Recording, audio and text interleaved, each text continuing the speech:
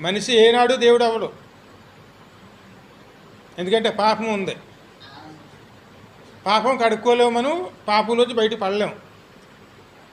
కాబట్టి మనము ఆయనలా మారాలంటే ఆయనే మనకు సహాయం చేసి అలా మనల్ని మార్చాలి. అందుకే ఆయన వచ్చారన్నమాట. నేనే మార్గము, నేనే సత్యము, నేనే జీవము. దేవుడు సిద్ధం చేసిన మార్గమే ఈ మార్గం. ఏ మార్గం? ఈ క్రైస్తవ మార్గం అండి. దేవుడు ఏర్పరిచిన మార్గమే క్రైస్తవ అంటే క్రీస్తు మార్గం అండి. ఆ మార్గం ఎక్కడికి వెళ్తుంది? పరలోకానికి వెళ్తుంది. అందుకే మనం ఎక్కడికి వెళ్ళే వారిగా ఉండాలి? పరలోకానికి వెళ్ళాలనుకుంటే పరలోకం వెళ్ళగలం, లేకపోతే లోకాన్ని ఎన్నుకుని నిత్య నరకంలో కూడా వెళ్ళగలం.